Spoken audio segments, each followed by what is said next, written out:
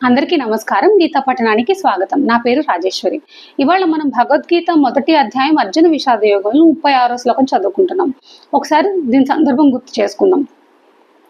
ముల్లోకముల రాజ్యమునకైనను వారిని ఏల చంపకుందువు అని ఒకవేళ ప్రశ్నించిన ఎడల అర్జునుడు తనకు సంబంధించిన వారిని సంహరించుటచే పొందు లాభము కంటేను పాపమే ఎక్కువైనదని తెలుపుచు తన భావమునే బలపరుచుకొనుచున్నాడు.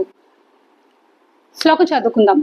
నిహత్యాదార్త రాష్ట్రాన్నః కా ప్రీతి స్యాజ్జనార్దన పాపమేవాశ్రయేదస్మాన్ హత్వైతానా తతాయినః. దీని అర్థం తెలుసుకుందాం. ఓ జనార్దన, ఈ ధాతరాష్ట్రులను చంపి మనము మూట కట్టుకునేది ఏమిటి? ఈ ఆతతాయిలను చంపుట వలన మనకు పాపమే కలుగును. ఇక్కడ ధృతరాష్ట్ర సుతులను చంపుట వలన మాకేమి ప్రయోజనము అనే అనటలో అంతర్యం ఏమిటని తెలుసుకుందాం. మనం ప్రతిపక్షమునందున్న ఈ ధృతరాష్ట్ర పుత్రులను వారి సహచరులను చంపుటచే ఇహలోకమునందును పరలోకమునందును మాకెంత మాత్రము ప్రయోజనము లభింపదు.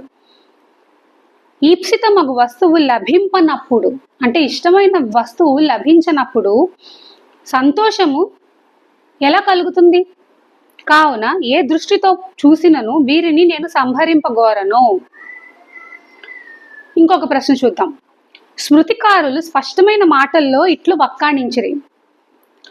ఆతతాయి నమాయాంతం హన్యాదేవ విచారయన్ నతతాయి వధే దోషో హంతుర్భవతి కశ్చిన. దీని అర్థం ఏంటో తెలుసుకుందాం.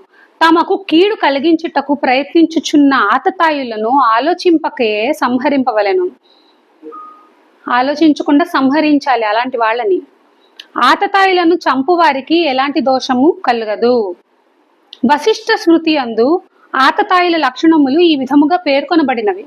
అసలు ఆతతాయిలు అని ఎవరినంటారని చెప్తున్నారు ఇక్కడ. అగ్నిదోగరదశ్చైవ శస్త్రపాణిర్ధనాపహ క్షేత్రదారపహర్తార హర్తాచ షడేతే హ్యాతతాయినః. దీని అర్థం తెలుసుకుందాం. అంటే ఇక్కడ ఆతతాయిల్ని ఎవరినంటారు అనేది చెప్తున్నారు. నిప్పంటించువాడు, విషమునిచ్చువాడు, ఆయుధమును ధరించి చంపడానికి వచ్చినవాడు, ధనమును అపహరించేవాడు, భూమిని లాక్కొనువాడు, స్త్రీలను అపహరించువాడు, ఈ ఆరుగురును ఆతతాయిలు అని అంటారనమాట. ఇప్పుడు దుర్యోధనాదులు అంటే కౌరవులు ఎవరైతే ఉన్నారో దుర్యోధనాదుల్లో పైన పేర్కొనబడిన ఆతతాయిల లక్షణములన్నీ కలవు. లక్క గృహమున నిప్పంటించి పాండవులను చంపుటకు ప్రయత్నం చేశారు. భీముని భోజనంలో విషము కలిపారు.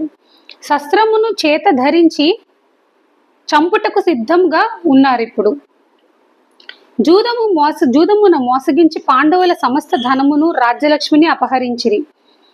అన్యాయముగా ద్రౌపదిని నిండు సభలో రప్పించి ఆమెను ఘోరముగా అవమానించారు. జయద్రథుడు ఆమెను అపహరించుకుని పోయెను. ఇట్టి పరిస్థితిలోనూ ఆతతాయిలను చంపినచో తమకు పాపమే కలుగునని అర్జునుడు ఏల చెప్పెను. అంటే వీళ్ళందరూ ఆతతాయిలే కదా, మరి ఆతతాయిలను చంపడం తప్పు కాదు అన్నప్పుడు అర్జునుడు ఆతతాయిల్ని చంపినా కూడా నాకు పాపమే వస్తుంది అని ఎందుకు అంటున్నాడు అనేది తెలుసుకుందాం మనం. స్మృతికారుల అభిమతములను అనుసరించి ఆతతాయిలను వధించుట దోషము కాదని తెలుపబడిన దనుటలో ఎట్టి సందేహము లేదు. దుర్యోధనాదులను ఆతతాయిలనుట కూడా నిర్వివాద విషయమే. అది వాదించవలసిన విషయం ఏం కాదు, వాళ్ళ ఆతతాయిలే. అయినను ఒక చోట స్మృతికారుడు ఒక